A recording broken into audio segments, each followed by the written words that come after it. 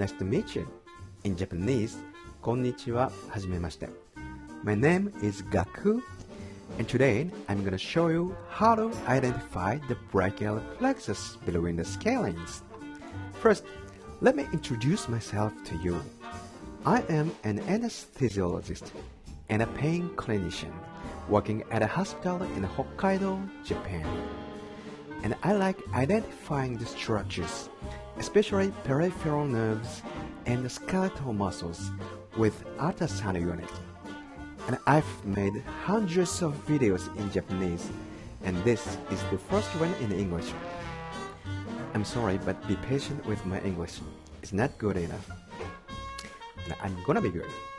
Okay, anyway, let's start. Today, I'm gonna show you the most popular approach in Japan to identify the brachial plexus between the scalenes. When we were beginners, we learned like this.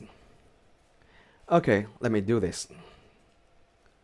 First, identify the brachial plexus on the first rib and move the probe up to identify it between the scalenes. Okay. Here, this is the brachial plexus, and this is the surface of the first rib. Then move the probe up to identify the brachial plexus here between the scalenes. This is anterior scalenes. What should I say? Scalenes anterior. And this is the scalenes medius. Okay. Identifying the brachial plexus on the first rib is not difficult. Placing the probe on the clavicle, just like putting the probe on the top surface of the clavicle at its center.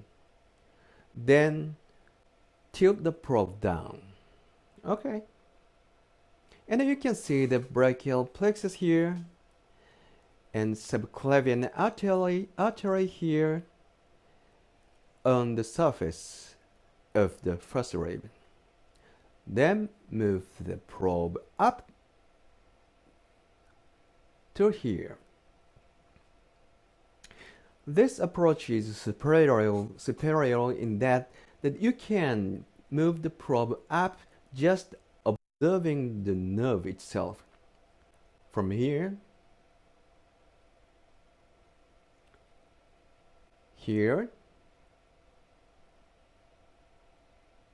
and to here.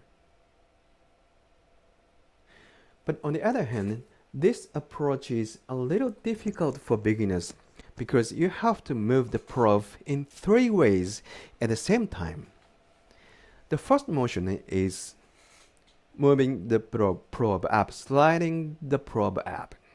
The second motion is tilting the probe up, because you tilted the probe down when you identified the brachial plexus on the first rib.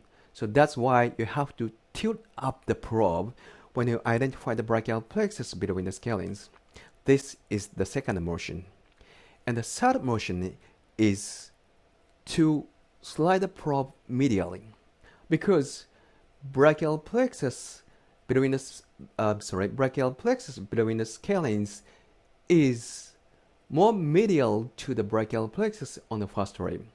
That's why you have to slide the probe medially.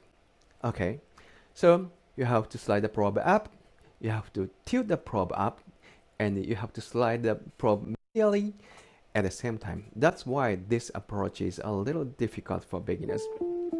Next time, I'm going to show you an easier way to identify the brachial plexus between the scalenes. Okay, that's it today. Thank you for watching to the end. See you next time too on the display. Okay, ありがとう。また会いましょう。